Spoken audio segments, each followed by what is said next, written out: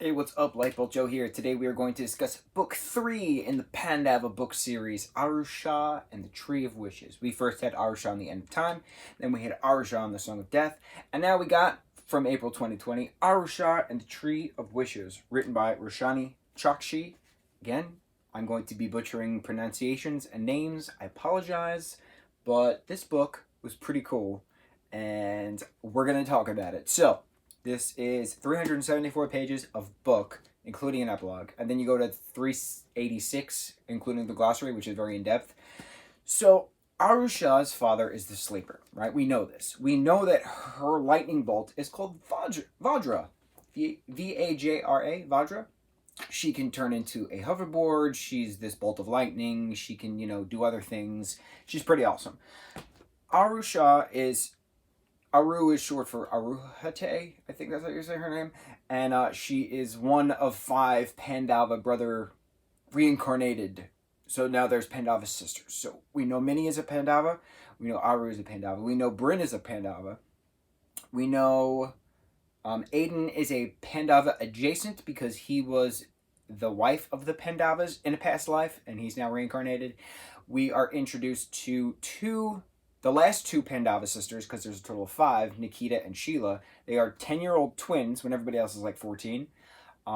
We are introduced to them in the very beginning of this book. There's a rescue mission to get them out of a Ferris wheel. It's pretty cool. But then there's issues in the other world, as there always is. So we are also introduced to Prince Rudy, who is a Naga prince. He is also the cousin of Aiden. So Aiden is a Aspara, half Aspara, right? Half art person. Then there's Asuras, then there's Devas, and then there's Nagas. Nagas are serpentine beings, deities, if you will. But then there's the demigods, and then there's gods and goddesses and divine folk alike. The other world is massive. There's the Tree of Life going through the middle, but the Tree of Wishes, Kandanava something? I'm just gonna cheat. I'm going to the glossary because I don't want to truly butcher it, because it is the main thing of the book. Kulpavriksha, divine wish fulfilling tree. Kulpavriksha, who is in Ariani's grove, something like that. So, what is the purpose of the Tree of Wishes? Why are the twins, Nikita and Sheila, being stolen and hidden in the other world and then separated by the sleeper, and why is Boo involved in this? So there's a river goddess fight scene, there's a otherworld fight scene. Boo, the pigeon guardian, is, a two-faced, feather-breathing bird brain. Okay. Then we have fights in a cave with these chimera creatures. They're not called chimeras because chimera is kind of Greco-Roman, but they're chimeras.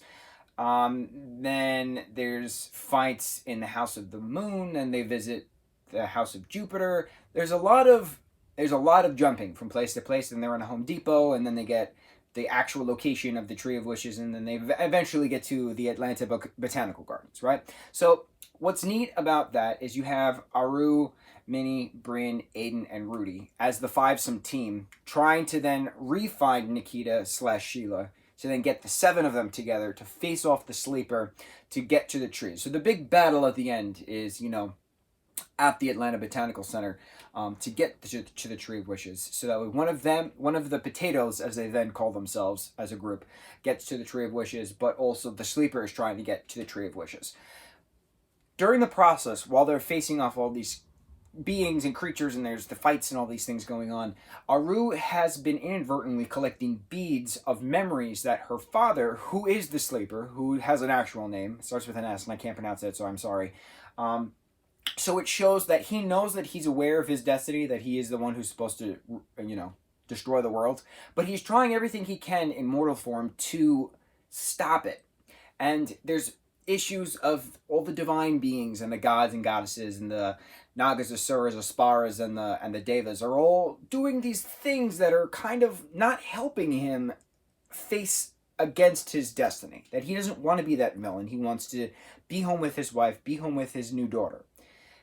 So there's the secret of his childhood that comes about. There's the secret of where Aru's name comes about. There's the secret of him trying to wish, that he doesn't have to face his fate, but he becomes the sleeper. So in the process of collecting these memories, if you will, of her father, she keeps them on beads on her necklace, and at the very, very end, the last 4 pages is an epic battle scene where she rips the necklace off, puts it around his neck, and she wakes up in a cave next to someone who claims to be her sister named Kara in the House of the Sleeper. And you're like, oh, I'm not a big fan of cliffhanger endings, right?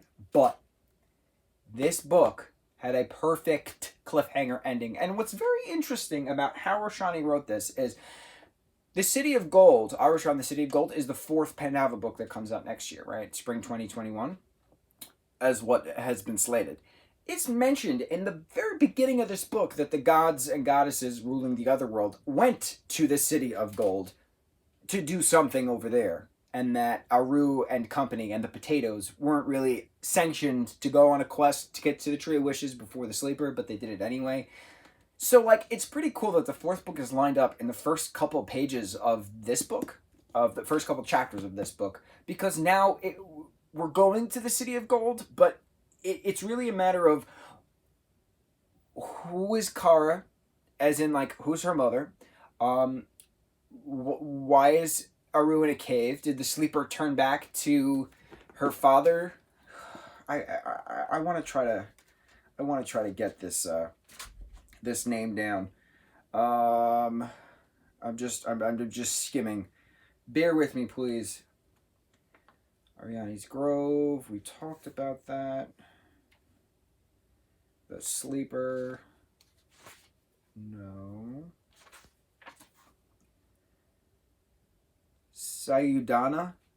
Soyudana. Suyodhana. Soyudana.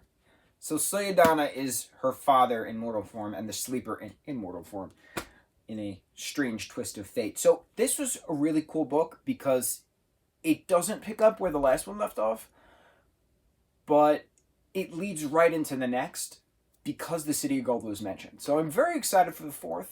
Clearly we have less than a year, but I have other Rick Riordan Presents books to get through, and then the final Trials of Apollo book comes out in October, and I'm already crying, but we'll get there. So I think my biggest thing from this book, what I love the most, is what I mentioned in the last Stormrunner review we did, The Firekeeper, and something after that, I believe, right?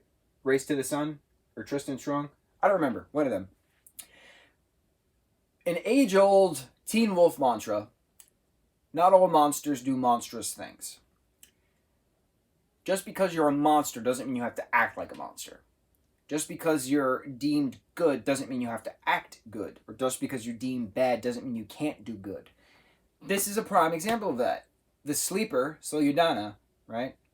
I butchered his name again, I apologize. Was trying to save his family. And he couldn't because the divine beings of the other world wouldn't allow him to escape his fate, basically. So he turned into this monster, but he didn't want to be a monster. But he turned into a monster. And because he doesn't know anything but being a monster, he is a monster. But now that he has the necklace around his neck, maybe he goes back to not being a monster. Maybe he's a monster, but he decides to not do monstrous things. That's the thing, see? There's a lot of things that can happen. We talked about that in Firekeeper. Stormrunner Firekeeper, right? Apooch became a good guy. The god of death became a good guy. And he's going to teach the Godborns in that, Mayan, Aztecian world. Maya, Aztec, Maya, Mexica. Okay. Yeah. So I'm rambling. I realize that. I'm sorry. We're gonna end it. But I love that. I love that mantra. Not all monsters do monstrous things. Just because the world has a perception of you doesn't mean you have to act that way. I love it. I love it. Be that enigma. You could be the duality. You can be a monster and do good. Love it. Thank you. On to the 4th book. Whenever it comes out. Right now we're going to start Sound Gabby Fix the Universe. It's the next book in the Rick Riordan Imprint series. And we shall see. That's a pretty long one. So we're going to see how long this takes to read. And to that we say mucho mahalo.